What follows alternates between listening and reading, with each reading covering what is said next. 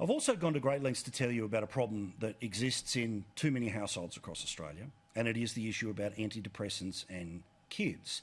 Latest numbers that came out just this week are frightening about how there's been almost a doubling in the number of people under the age of 14 who are medically prescribed antidepressants. There's not been a doubling in the population of kids under the age of 14 in the past 6 years, but there has been an almost doubling in the amount of medications they are taking because of what they are presenting with as anxieties and depressions for local health professionals. You can see the numbers there, through the roof, doubling in the best part of 6 years. Well, I asked just a couple of nights ago, what is this about? What is the real problems? We hear today from one of the services who get government money and do generally a good job about a thing called eco-anxiety. The Kids Helpline went to some lengths today to try to talk about eco-anxiety because they did a survey of young people on Instagram. They define eco-anxiety as a term that some people are using to describe feelings of being overwhelmed by future environmental challenges that the planet faces, like climate change or pollution. Anxiety might also affect people differently, like stress, feeling depressed, feelings of grief, or even anger, all of which, of course, you would be able to potentially become so concerned about that eventually someone may medicate you for. Does it mean that their concerns about the environment are invalid? No. But the catastrophising that is being taught in our schools and is popularised by figures like Old Mate are perhaps a driving force about why there's been a doubling of people who need to be medicated as teenagers.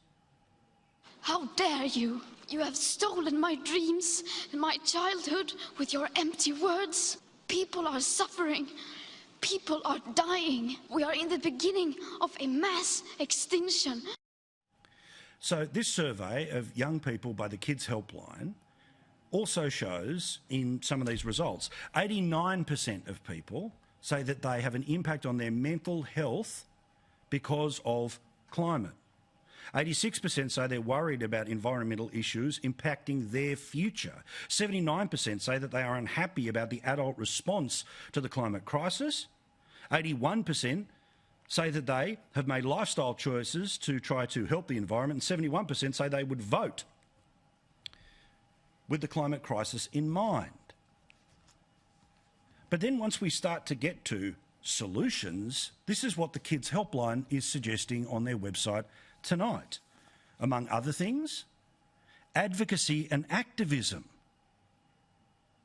You might like to write to your favourite companies and ask them to reduce single-use plastic wrappings. You might volunteer to pick up rubbish. You might research political parties' standpoints on renewable energy and use this to inform voting.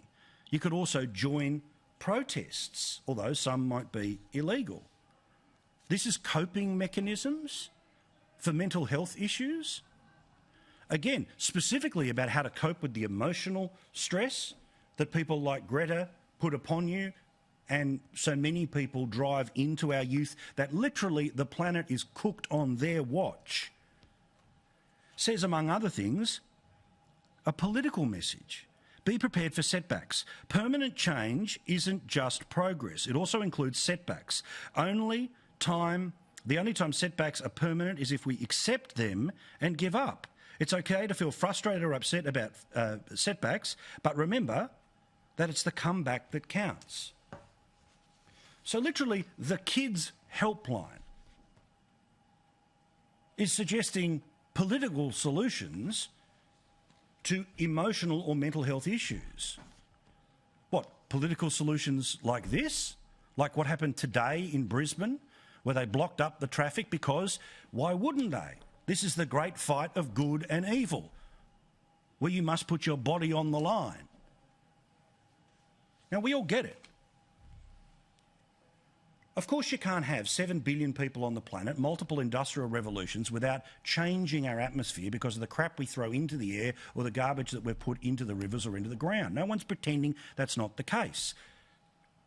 But the idea of telling a generation that the joint ends at this date is really no different than the lunatic who used to write on the back of cardboard, Jesus is coming in 2018, repent, repent. Because if you truly believe there is an end date, guess what it starts to produce? It produces an anxiety that people aren't doing enough. And if they're not doing enough, then they're not doing enough and they're going to kill your future. The Kids Helpline is a good service, but they don't do anyone a service when they go political like that.